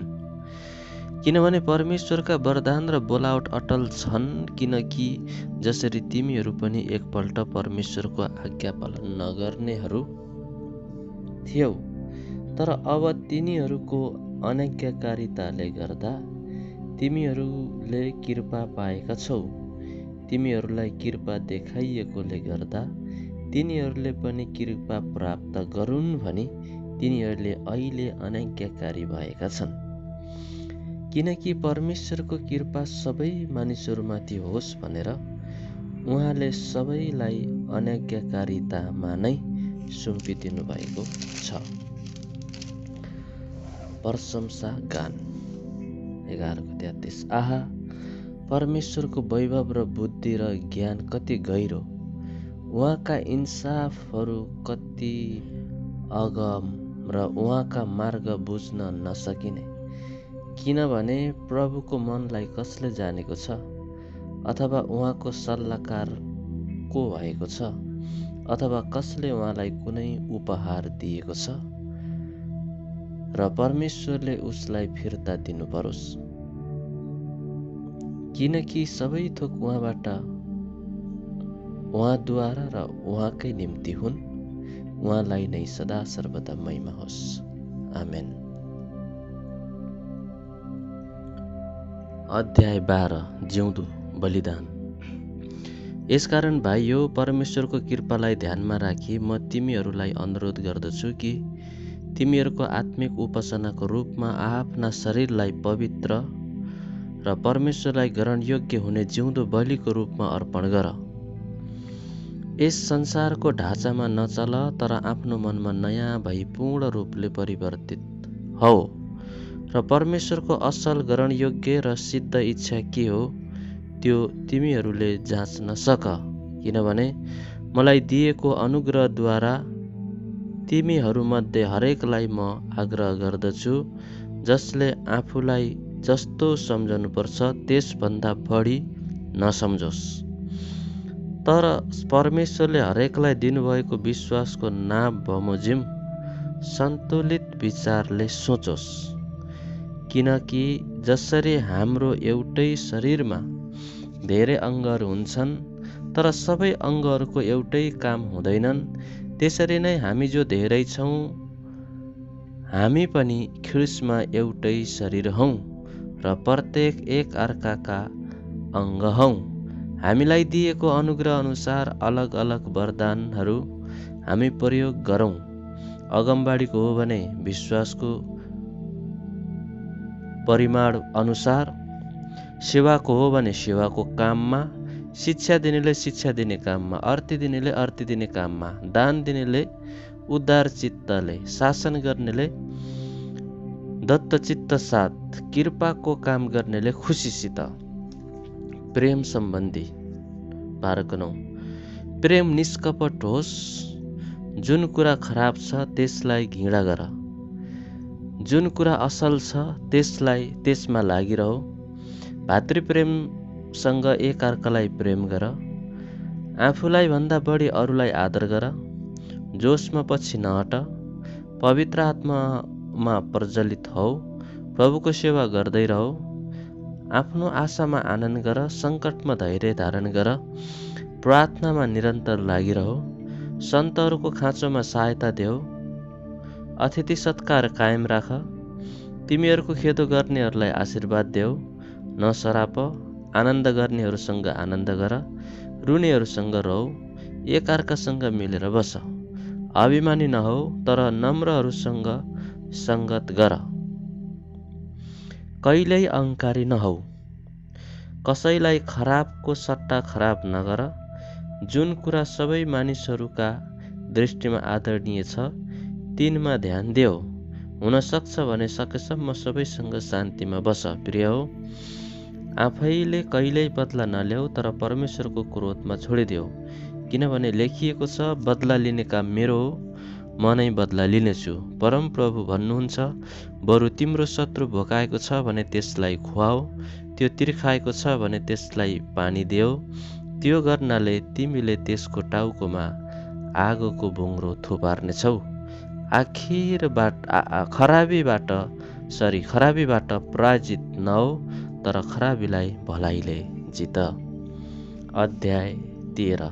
प्रशासकहरूका अधीन। हरेक व्यक्ति शासन गर्ने प्रशासकहरूको अधीनमा बसोस्। परमेश्वरबाट आएको अधिकार बाहेक अरू कुनै अधिकार हुँदैन। जुन प्रशासनहरू छन् ती परमेश्वरबाटै नियुक्त भएका हुन्। यसकारण प्रशासकहरूका विरुद्धमा खडा हुनेले परमेश्वरबाट नियुक्ति भएको विरोध गर्छ, र जसले विरोध गर्छ तिनीहरूले दण्डको आज्ञा पाउनेछन्। किनभने सुकर्मको निम्ति होइन, तर कुकर्मको निम्ति प्रशासनहरूको डर मानिन्छ। के तिमी को डरमा रहन चाहँदैनौ? त्यसो भए असल काम गर र तिमीलाई तिनीबाट प्रशंसा मिल्नेछ, किनकि तिम्रो भलाइको निम्ति तिनी परमेश्वरका सेवक हुन्। तर यदि तिमी खराबी गर्छौ भने डर मान, किनभने तिनले तरबार व्यर्थमा भिर्दैनन्। खराब काम गर्नेमाथि परमेश्वरको दण्ड ल्याउने तिनी परमेश्वरका सेवक हुन्। यसकारण परमेश्वरको दण्डबाट बाँच्नलाई मात्र होइन, तर विवेकको निम्ति पनि तिमी तिनका अधीनमा रहनुपर्छ। यसै कारण तिमी पनि कर तिर्दछौ, किनकि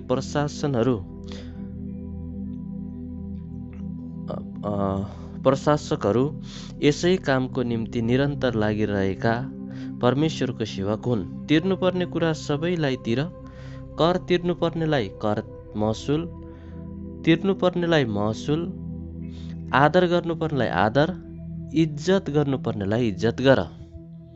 प्रेममा लागिरह। 13:8 आपसमा प्रेम गर्नु बाहेक कसैको केही कुरामा ऋणी नहौ, किनकि आफ्नो छिमेकीलाई प्रेम गर्नेले व्यवस्था पूरा गरेको हुन्छ। तैँले व्यभिचार नगर, तैँले हत्या नगर, तैँले चोरी नगर, तैँले लोभ नगर। ती आज्ञाहरू बाहेक र अरू जति आज्ञा छन्, ती सबैको सारांश यसै आज्ञामा पाइन्छ, अर्थात् तैँले आफ्नो छिमेकीलाई आफूलाई जस्तै प्रेम गर। प्रेमले छिमेकीको खराबी गर्दैन, यसकारण प्रेम गर्नु नै व्यवस्था पूरा गर्नु हो। यसबाहेक यो वर्तमान समय कस्तो छ सो तिमीहरूलाई थाहा छ। अब निन्द्राबाट बिउजने ठिक बेला आइपुगेको छ, किनकि हामीले पहिले विश्वास गरेका भन्दा अहिले हाम्रो मुक्ति अझ नजिक छ। रात बितिसक्यो र दिन नजिकै आइपुगेको छ। यसकारण अन्धकारका काम छोडेर हामी ज्योतिका हात हतियार धारण गरौँ। दिउँसो जस्तै गरी हामी ठिकसँग चलौँ।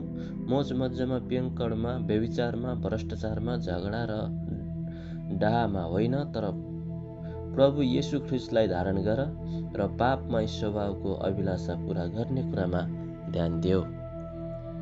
अध्याय 14 दुर्बल र बलवान। विश्वासमा कमजोर हुने मानिसलाई ग्रहण गर, तर उसको मत सम्बन्धी कुरामा वाद विवाद गर्नलाई होइन। कसैले सबै थोक खान हुन्छ भनी विश्वास गर्छ, तर विश्वासमा कमजोर हुनेले चाहिँ सागसब्जी मात्र खान्छ। खानेले नखाने मानिसलाई तुच्छ नठानोस् र नखानेले खानेलाई दोष नलगाओस्, किनभने परमेश्वरले त्यसलाई ग्रहण गर्नुभएको छ। अर्काको चाकरलाई इन्साफ गर्ने तिमी को हौ? त्यो त आफ्नै मालिकको सामु खडा हुन्छ वा पतित हुन्छ। त्यो खडा गराइनेछ, किनभने त्यसका मालिकले त्यसलाई खडा गराउन सक्छ।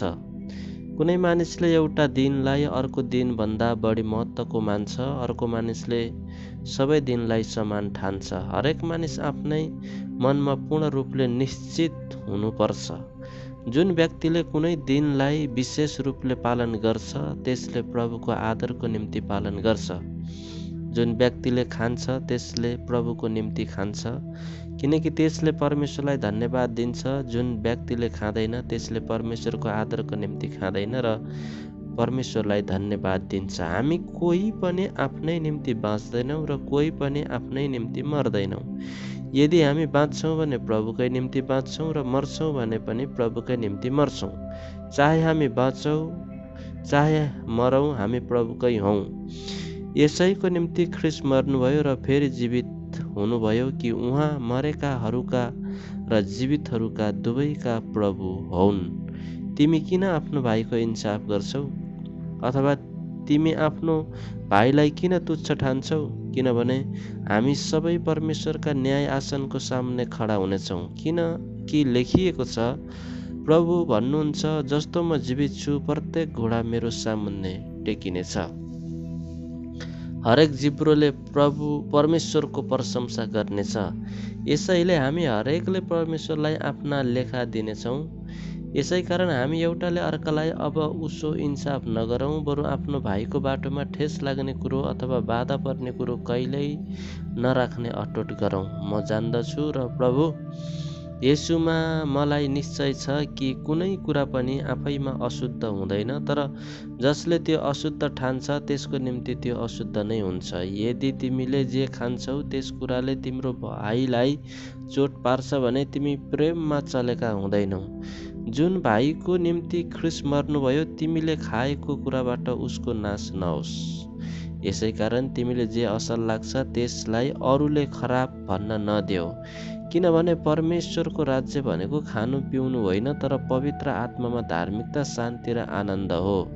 जसले यस किसिमले ख्रीष्टको सेवा गर्छ त्यो परमेश्वरलाई मनपर्ने र मानिसहरूबाट असल ठहरिएको हुन्छ। यसैकारण हामी ती कुराहरूको अनुसरण गरौँ जसले शान्ति ल्याउँछ अनि एउटाले अर्कोको आत्मिक उन्नति गराउँछ। खानेकुराको खातिर परमेश्वरको कामलाई नष्ट नगर। वास्तवमा सबै कुरा शुद्ध छन्, तर आफूले खाएको कुराले अरूलाई बाधा पार्नु अनुचित हो।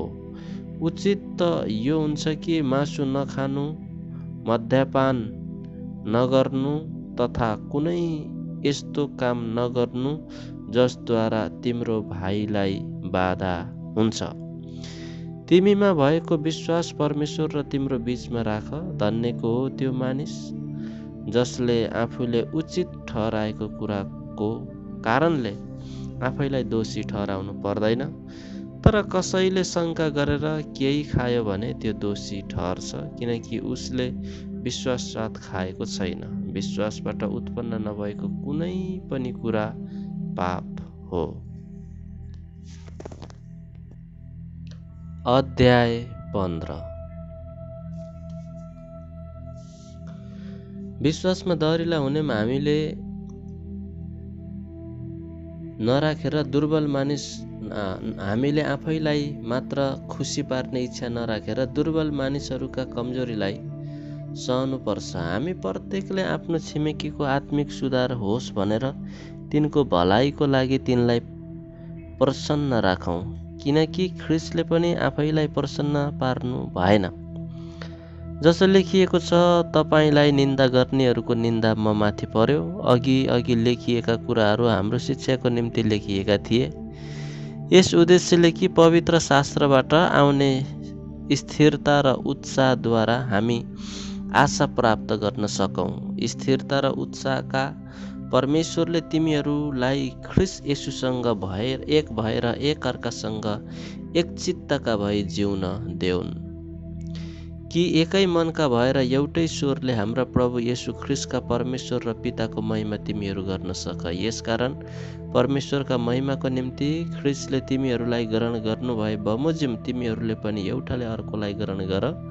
म तिमीहरूलाई भन्दछु, हाम्रा पूर्वजहरूलाई दिएको प्रतिज्ञाहरूको पुष्टि गर्नका निम्ति परमेश्वरको सत्यतालाई प्रकट गर्न ख्रीष्ट खतना भएकाहरूको दास बन्नुभयो। यस हेतुले कि अन्य जातिहरूले उहाँको कृपाको निम्ति परमेश्वरको महिमा गरून्, जस्तो लेखिएको छ। यसैकारण अन्य जातिहरूका बीचमा म तपाईँको प्रशंसा गर्नेछु, म तपाईँका नाउँको स्तुति गर्नेछु। र फेरि यस्तो भनिएको छ, ए अन्य जाति हो, उहाँको प्रजासँग आनन्द मनाओ। र फेरि ए सारा अन्य जाति हो, प्रभुको प्रशंसा गरेर सबै मानिसहरूले उहाँको प्रशंसा गरून्। र फेरि यसैया भन्छन्, ईशैको वंशबाट एकजना आउनुहुनेछ, उहाँले अन्य जातिहरूमाथि शासन गर्नुहुनेछ। उहाँमाथि अन्य जातिहरूले आशा राख्नेछन्। आशाका परमेश्वरले तिमीहरूलाई विश्वासद्वारा सम्पूर्ण आनन्द र शान्तिले भरिपूर्ण गरिदिउन्। यस हेतुले कि पवित्र आत्माको शक्तिले तिमीहरू आशामा प्रशस्त हुन सक। अन्य जातिहरूका सेवक पावल, रोमी 15:14। भाइयो, मलाई निश्चय छ कि तिमीहरू आफै पनि भलाइले भरिएका छौ र सारा ज्ञानमा पूर्ण भई एकअर्कालाई शिक्षा दिन समर्थन छौ। तर परमेश्वरले मलाई दिनुभएको अनुग्रहको कारणले तिमीहरूलाई फेरि सम्झना गराउन मैले बडो साहस गरी कतिपय विषयमा लेखेको छु। यो अनुग्रह अन्य जातिहरूका निम्ति परमेश्वरका सुसमाचारको पुजारीले गर्नुपर्ने कर्तव्य पालन गर्नलाई मलाई दिएको हो, ताकि अन्य जातिहरू पवित्र आत्माद्वारा शुद्ध भएर ग्रहणयोग्य बलि बन्न सकुन्। यसकारण परमेश्वरको निम्ति मेरो सेवामा मलाई ख्रीष्ट येशूमा गर्व गर्ने कारण छ, किनकि वचन र कामले अन्य जातिहरूलाई आज्ञाकारी बनाउनलाई ख्रिस्टले मद्वारा जे गर्नुभएको छ ती बाहेक कुनै विषयमा बोल्ने म आँट गर्दिन। यो काम चिन्हहरू र आश्चर्य कर्महरूको शक्तिले र पवित्र आत्माको शक्तिद्वारा मैले गरेको छु। यसरी मैले यरुशलेमदेखि लिएर इल्लुरिकनसम्मै चारैतिर ख्रिस्टको सुसमाचार सम्पूर्ण रूपले प्रचार गरेको छु। अरू मानिसले बसालेको जगमाथि घर नबनाऊ भनेर ख्रिस्टको नाउँ नलिएको ठाउँमा सुसमाचार प्रचार गर्ने उत्कट इच्छा मैले राखेको छु। जस्तै यसो लेखिएको छ, उहाँको विषयमा जसलाई कहिल्यै भनिएको छैन तिनीहरूले उहाँलाई देख्नेछन् र उहाँको विषयमा जसले कहिल्यै सुनेका छैनन् तिनीहरूले बुझ्नेछन्। रोममा जाने पावलको योजना 15:22। यसै कारण नै हो म तिमीहरू कहाँ आउनलाई धेरैपल्ट रोकिएको छु, तर अब यी क्षेत्रहरूमा मेरो निम्ति काम गर्ने अरू ठाउँ नभएका हुनाले धेरै वर्षदेखि तिमीहरू कहाँ आउन तृष्णा रहेकोले म स्पेन जाँदा तिमीहरूलाई भेट्ने आशा राख्दछु र तिमीहरूसँग केही समयसम्म सङ्गतिको आनन्द लिएपछि तिमीहरूले मलाई मेरो बाँकी यात्रामा मद्दत दिनेछौ भन्ने आशा राख्दछु। तर अब सन्तहरूलाई सहायता पुर्याउन म यरुशलेमतिर जाँदैछु, किनकि यरुशलेममा हुने सन्तहरूमा जो गरिब छन् तिनीहरूका निम्ति माकेडोनिया र अखैयाका मण्डलीहरूले केही भेटी दिएका छन्। यो भेटी यिनीहरूले खुसी साथ जम्मा गरेका थिए र साँच्चै नै यिनीहरू तिनीहरूका ऋणी पनि छन्, किनकि यदि अन्य जातिहरू तिनीहरूका आत्मिक आशिषहरूमा सहभागी भएका छन् भने यिनीहरूले पनि संसारिक आशिषहरूद्वारा तिनीहरूको सेवा गर्नुपर्छ। यसकारण यी काम सिद्ध्याएर तिनीहरूका निम्ति उठेको यो चन्दा सुम्पिसकेपछि म तिमीहरू कहाँ भएर स्पेन जानेछु र म जान्दछु कि तिमीहरू कहाँ आउँदा ख्रिस्टका आशिषको पूर्णतामा आउनेछु। भाइयो, हाम्रो प्रभु येशू ख्रिस्ट र पवित्र आत्माको प्रेमद्वारा मेरो निम्ति परमेश्वरसँग प्रार्थना गर्न मसँग घोर प्रयत्न गर भनी म तिमीहरूलाई आग्रहपूर्वक बिन्ती गर्दछु कि म यहुदियाका अविश्वासीहरूबाट मुक्त हुन सकूँ र यरुशलेमको निम्ति मेरो सेवा सन्तहरूलाई ग्रहणयोग्य होस् र परमेश्वरको इच्छाद्वारा आनन्दसँग तिमीहरू कहाँ आएर तिमीहरूसँगको सङ्गतिद्वारा म फेरि ताजा हुन सकूँ। शान्तिका परमेश्वर तिमीहरू सबैसँग रहुन्। आमेन। अध्याय 16। व्यक्तिगत अभिवादन। किरकिरियामा भएको मण्डलीको धर्मसेविका हाम्री बहिनी फिबीको प्रशंसा तिमीहरूको समक्ष गर्दछु। म तिमीहरूलाई निवेदन गर्दछु कि सन्तहरूलाई सुहाउने किसिमले तिनलाई प्रभुमा ग्रहण गर र तिनीलाई चाहिएको कुनै पनि सहायता तिनलाई देऊ, किनकि तिनी आफैले धेरैको र मेरो पनि सहायता गरेकी छिन्। प्रिस्का र अकिलास ख्रिस्ट येशूमा मेरा सहकर्मीहरूलाई अभिवादन। तिनीहरूले मेरो निम्ति आफ्ना जीवन सङ्कटमा हाले। तिनीहरूलाई मैले मात्र होइन तर अन्य जातिका मण्डलीहरू जम्मैले पनि धन्यवाद दिन्छन्। तिनीहरूको घरमा भएको मण्डलीलाई अभिवादन देऊ। मेरा प्रिय इपेनितसलाई जो ख्रिस्टको निम्ति एसियाको पहिलो विश्वासी हुन् अभिवादन देऊ। मरियमलाई जसले तिमीहरूका बीचमा घोर परिश्रम गरिन् तिनलाई अभिवादन देऊ। एन्ड्रोनिकस र युनियस मेरा आफन्तहरू र मेरा सङ्गी कैदीहरूलाई अभिवादन भनिदेऊ। तिनीहरू प्रेरितहरूमध्ये प्रख्यात छन् र मभन्दा अगाडि ख्रिस्टमा भएका थिए। एम्प्लिआतस प्रभुमा मेरो प्रियलाई अभिवादन भनिदेऊ। उबार्नस ख्रिस्टमा हाम्रा सहकर्मी र मेरा प्रिय मित्र स्ताखुसलाई अभिवादन भनिदेऊ। ख्रिस्टको योग्य ठहरिएका अपोल्लोसलाई अभिवादन भनिदेऊ। अरिस्तोबुलसको घरानाहरूलाई अभिवादन भनिदेऊ। मेरो आफन्त हेरोदियनलाई अभिवादन भनिदेऊ। प्रभुमा भएका नर्किससका घरानालाई अभिवादन भनिदेऊ। प्रभुमा परिश्रम गर्ने त्रुफेना र त्रोफोसालाई अभिवादन भनिदेऊ। प्रभुमा अत्यन्तै परिश्रम गर्ने प्रिय पर्सिसलाई अभिवादन भनिदेऊ। प्रभुमा चुनिएका रुफस र तिनकी आमा जो मेरी पनि आमा भएकी थिइन् तिनीहरूलाई अभिवादन भनिदेऊ। अस्रिकितसलाई, फ्लेगन, हर्मेस, पत्रोबास, हर्मास र तिनीहरूसँग भएका भाइहरूलाई अभिवादन भनिदेऊ। फिलेगोलोगस, युलिया, नेरियस र तिनकी बहिनी र ओलिम्पास र तिनीहरूसँग भएका सबै सन्तहरूलाई अभिवादन भनिदेऊ। एउटाले अर्कोलाई पवित्र चुम्बनले अभिवादन गर। ख्रिस्टमा सबै मण्डलीहरूले तिमीहरूलाई अभिवादन पठाएका छन्। भाइयो, म तिमीहरूलाई आग्रहपूर्वक बिन्ती गर्दछु कि तिमीहरूलाई सिकाइएका धर्म सिद्धान्तको विरुद्धमा फुट र बाधा विघ्न सृष्टि गर्नेहरूलाई नजर राख र तिनीहरूबाट अलग्गै बस, किनभने यस्ताहरूले ख्रिस्ट हाम्रा प्रभुको निम्ति होइन तर आफ्नै पेटको निम्ति सेवा गर्छन् र तिनीहरूको मिठो मिठो बोली र कुराले सिधा सादाहरूका हृदयलाई धोका दिन्छन्। तिमीहरूको आज्ञाकारिता सबै मानिसहरूमा जाहेरै छ र तिमीहरूको कारण म आनन्द गर्दछु, तर म चाहन्छु कि जे असल छ त्यसको निम्ति तिमीहरू बुद्धिमान हौ र जे खराब छ त्यसमा दोषरहित रहो। शान्तिका परमेश्वरले चाँडै नै शैतानलाई तिमीहरूका खुट्टा मुनि कुल्चन हुनेछ। हाम्रा प्रभु येशू ख्रिस्टको अनुग्रह तिमीहरूसँग रहोस्।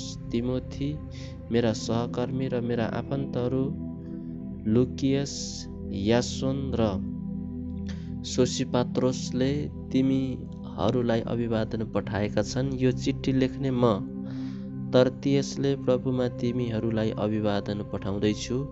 मेरा मेजमान र सारा मण्डलीलाई सत्कार गर्ने गाइसले अभिवादन पठाएका छन्। तिमीहरूलाई अभिवादन छ र सहरका कोषाध्यक्ष इरास्तस र भाइ क्वार्टस तिमीहरूलाई अभिवादन पठाएका छन्। हाम्रा प्रभु येशू ख्रिस्टको अनुग्रह तिमीहरूसँग रहोस्। आमेन। अब उहाँलाई जसले तिमीहरूलाई मेरो सुसमाचार र येशू ख्रिस्टका विषयको प्रचार अनुसार सुदृढ गराउन सक्नुहुन्छ, त्यस रहस्यको प्रकाश बमोजिम जो युग युगदेखि गुप्त रहेको थियो तर अब अनन्तका परमेश्वरको आज्ञा अनुसार अगमवक्ताहरूका लेखाइद्वारा प्रकट गरिएको र जनाइएको छ। यस हेतुले कि सबै जातिहरूले विश्वास गरून् र आज्ञा पालन गरून्। अद्वितीय सर्वज्ञानी परमेश्वरलाई येशू ख्रिस्टद्वारा सदा सर्वदा महिमा होस्। आमेन।